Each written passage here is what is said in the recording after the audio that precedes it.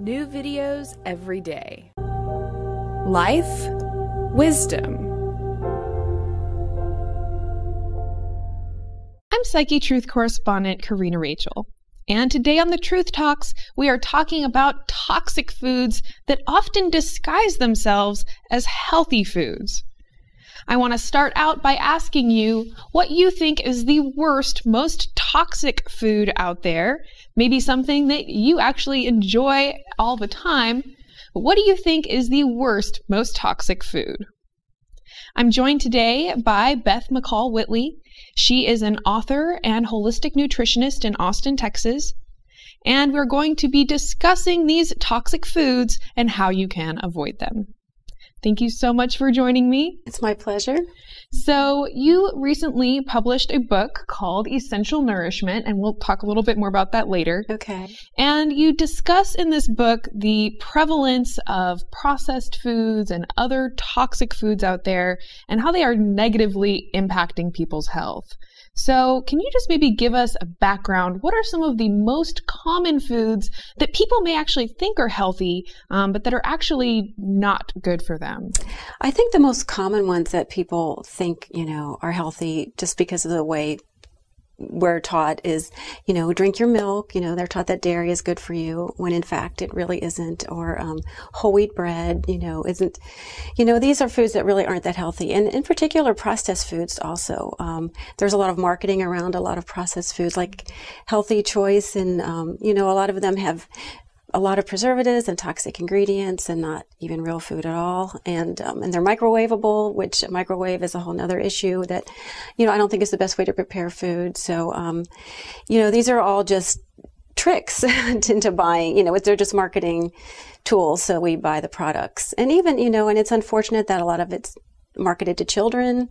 We're just seeing epidemic rates of diabetes in children. They're not even calling it adult onset anymore because it's children are getting it. And, they're making it sound like you can get healthy food at McDonald's and all these fast food places and you can't. Right.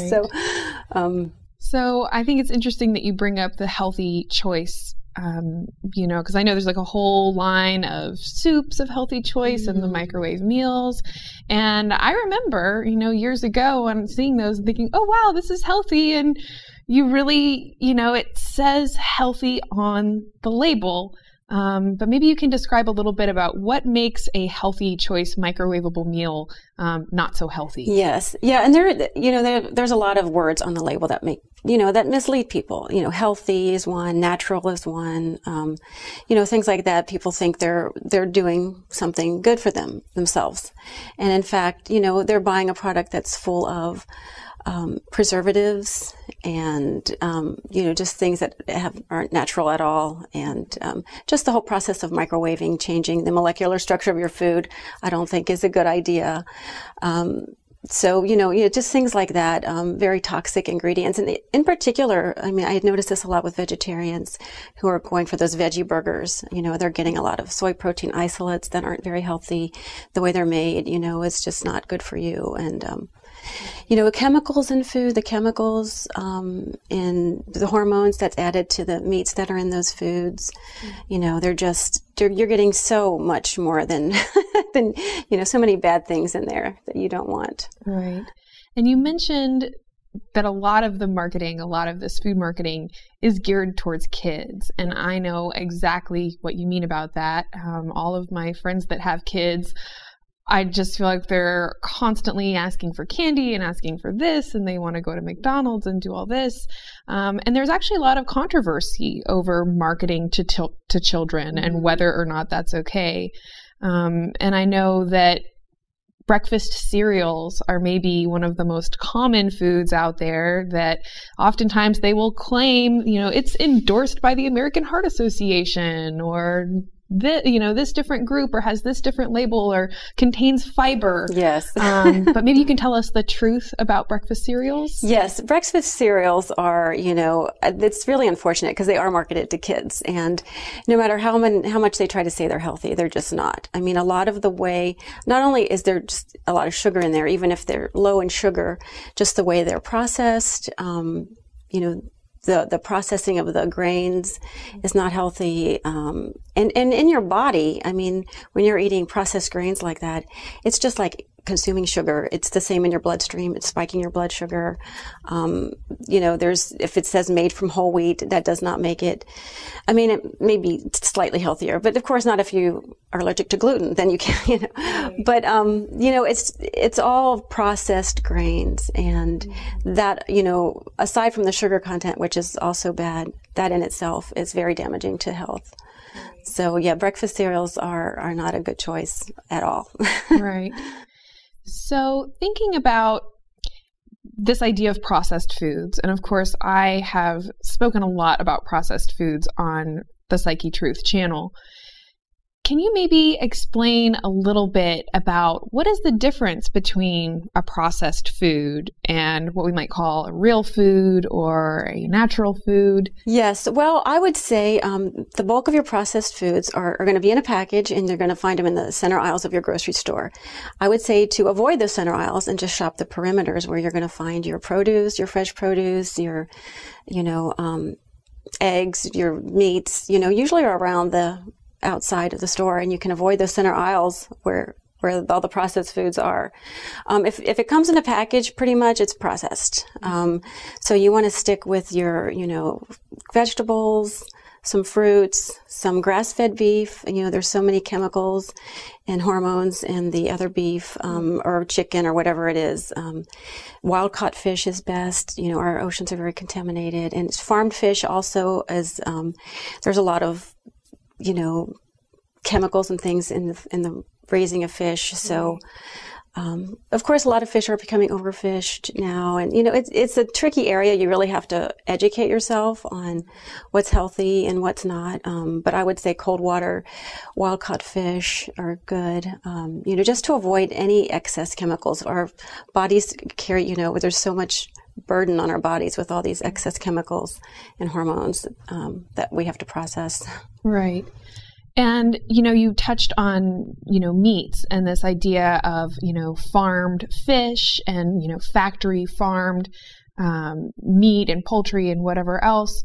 And again, that is something that I've discussed before, but I don't think that people necessarily realize how dangerous these, processed meat products like deli meat and hot dogs and sausage are. But even if you are just, buying meat from the butcher, for instance, if it's not grass-fed, it's fed a different diet, and then it's given hormones just to keep the animals alive. I've heard it said that they have to give the animals hormones in order to keep them healthy. And I like to make the distinction that no, you're giving them hormones to keep them alive. Yes. Those animals would not be surviving otherwise. Yes. When frequently they're given hormones to fatten them up more quickly so they can be slaughtered more quickly. And, of course, that's then that's fattening us up more quickly. Right. And many of them are, fed grain, given, so we're down on the food chain, they're eating a grain-fed diet. So therefore we're eating grains, just things that aren't healthy. And, just the way they're raised into the cruel conditions of those, kinds of farms. And they're just standing. I mean, there's, educational movies out there, they're just standing in feces. And so they're given the antibiotics to, keep the disease manageable. And so we're getting all that. And in fact, a lot of, we're becoming resistant to a lot of antibiotics now because, they're in our foods. And it's really unfortunate. So grass-fed beef when possible, or bison, things like that, roaming free, eating grass, how animals are supposed to do, make for a much healthier meat. Right, definitely. And in terms of, this idea of processed foods, I think that's kind of, at least for me, when I first heard that term, I didn't really have any reality on what that meant. And I think that recognizing that food that has come out of a factory rather than out of a kitchen, and that travels some several thousand miles to get to you. It's the exact same in New Hampshire as it is in South Dakota, as it is in Texas. You get the idea that this is mass-produced food. It's going through huge amounts of machinery, getting heated to really high levels. Yes. The oils are often heated to such high levels and processed so much in order to extend that shelf life, in order to make that food last longer. And, there's some different videos out there on YouTube where people will actually have a Happy Meal that several years down the road, the food still looks the same. There's no rats or roaches on it. It's not degrading. Yeah. And so I think that's a really clear example of the fact that those processed foods just aren't real foods. Exactly. And if the bugs and rats don't want it, it's pretty bad. Right. And if it's not decomposing, our body should not be having that.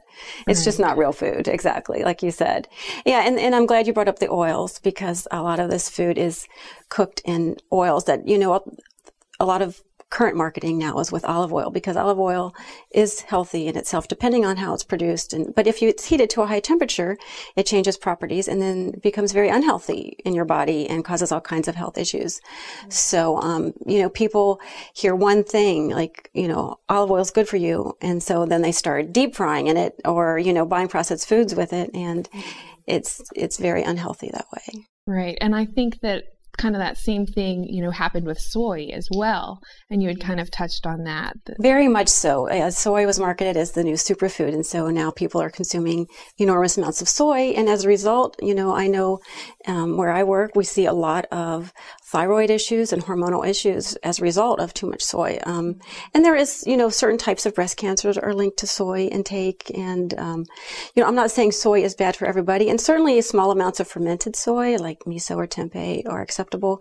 But the way people now are eating tofu and drinking soy milk, and snacking on edamame, all the time, it's really causing some health challenges. Okay, so tons and tons of toxic foods out there. Let's talk now about the real foods that people should be eating. Of course, fruits and vegetables we hear about all the time. Can you maybe just talk a little bit more about what are the good, healthy foods that people should be consuming? Well, I would suggest people go to their local farmers market and get foods that are locally grown, that's the freshest, the highest vitamin content. They haven't traveled across the country. Look for, leafy green vegetables, fresh fruits, broccoli, all the standard types of, healthy vegetables that we eat, grass-fed beef, chicken, cage-free and organic eggs, things like that, because eggs are very healthy. And I would also I think eggs should be consumed the way they come, not just egg whites. A lot of people discard the yolks, and there's lots of good nutrients in the yolk. Mm-hmm. So the way they come is the way nature intended us to have them, is, as long as they're organic. Because again, if they're not organic, there's all kinds of hormones in there and things like that. Look for your wild caught fish. I think I said grass-fed beef. I generally stay away from grains. In general, I think from a nutritional standpoint and genetically speaking, I gear more towards eating a paleo type diet, just because genetically grains are fairly new and our bodies aren't quite sure how to digest them. And some people can't really tolerate them at all. Right. And I have found that people do better with, health-wise with eating healthy meats and fish and lots of vegetables.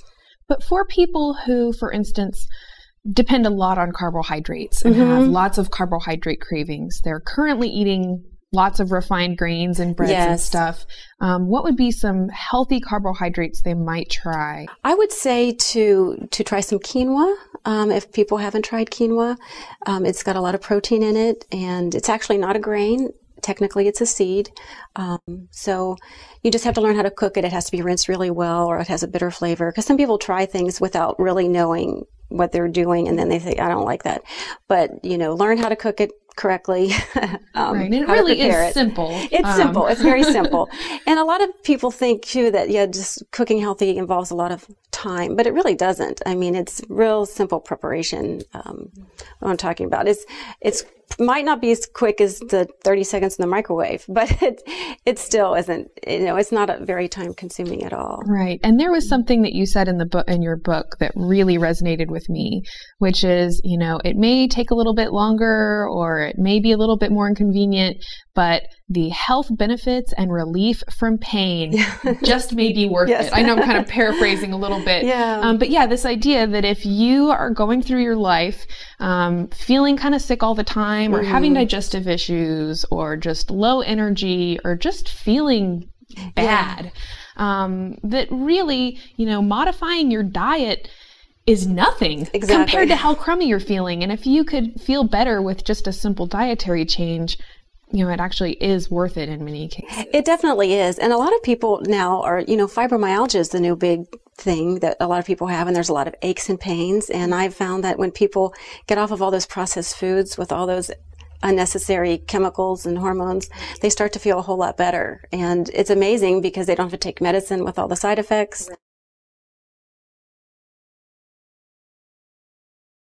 Excellent.